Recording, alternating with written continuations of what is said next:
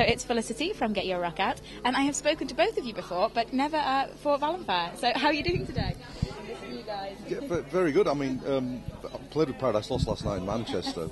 Yeah, fantastic show by all accounts. I wasn't there. I was so upset. It was my favourite of the UK tour so far. Yeah. People were absolutely raving about it. The number of wow, that was amazing statuses on Facebook last night were really? just incredible. Yeah, I mean, I've literally just woken up, so I haven't seen any of the backlash or whatever. No, because we went celebrating afterwards, which turned into an all-nighter thing. So. Where did you end up? Well, Curry Mile, firstly, and then I got back to the bus, and the only person still up was Catatonia's drummer, sat with a can, and he said, right, we're going out drinking. And we only found one bar open, and it was some trendy bar with dance music on, so we just went in there and bluffed our way in, said we'd just played the Ritz, and then we were just in there drinking till 4, so, and he's still in bed. Wow, so a good night all round then? I think so. I don't remember the end of it, but yeah. No, that's kind of dangerous in Manchester, actually. Terrible things can happen if you don't remember the end of the night. It's one of those kind of cities. I'll take your words for it, yeah. So, yeah, I mean, I think a lot of people are very excited about seeing you guys playing today. Are you really excited about the show? Very much so. I'm really looking forward to it. We've played here a couple of times before, in a different incarnation, so and it's always been great. And I've come to this festival on years where I've not been playing as well, and I always had a great time. So number one, really look forward to playing this fest again, and of course playing it with Vallenfyre is really exciting because gigs are a rarity for us. It's difficult, being able to schedule shows when we can. So each one is a bit of a mini event, really. So really looking forward to doing it. I never knew this hall existed that we're playing in. Because I've been here loads of times. I used to come to Wendy House here. Which hall? I've not even looked around. I've literally been in here all day. Playing the Riley Smith Hall this year.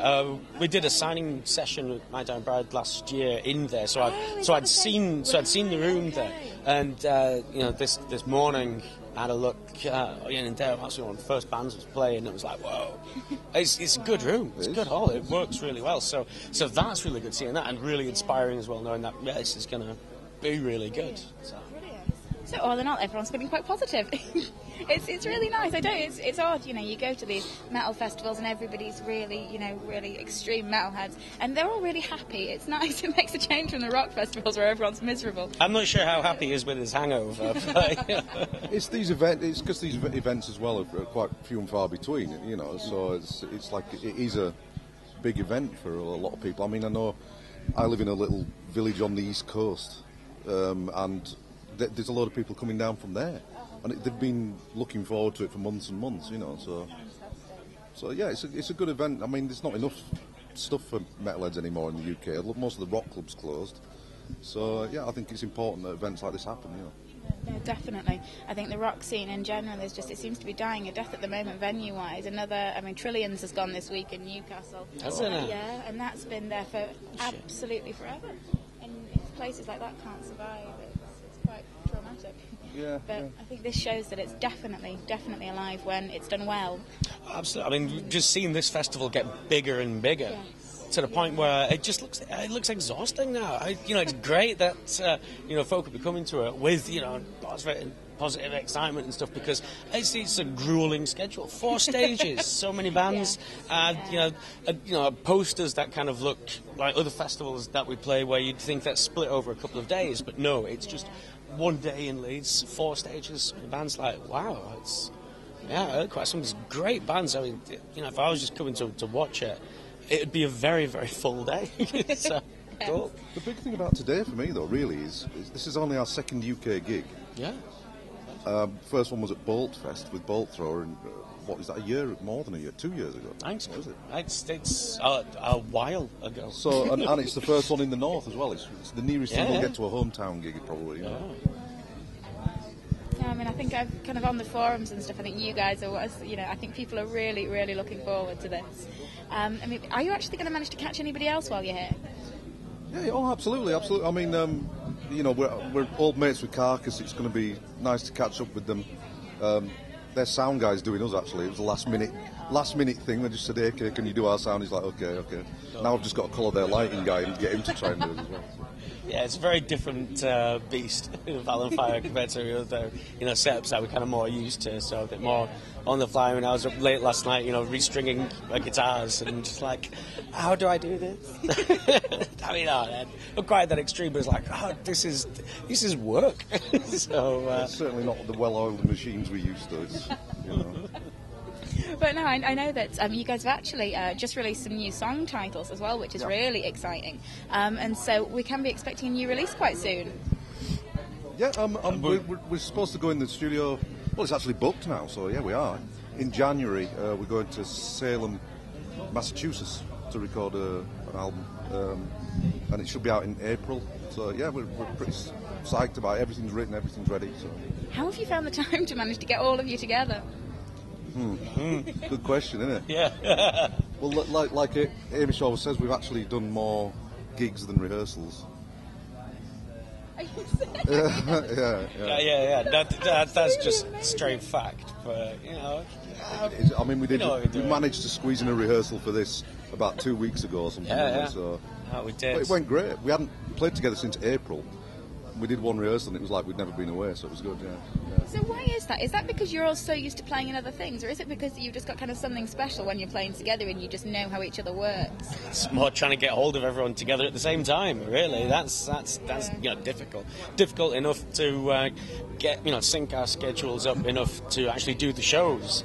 But if we're throwing rehearsals into the mix as well, I mean, it's always kind of, always is going to be different for that, really. I mean, last weekend I was in Romania with MTV, and so I had the plan kind of being, get a rehearsal in the week before this gig here. I wouldn't have been able to do that, so it's always going to be difficulties like that cropping up there with the commitments to the other bands as well. I mean, like a week ago, our drummer Adrian was in Russia with At the Gates. Yeah.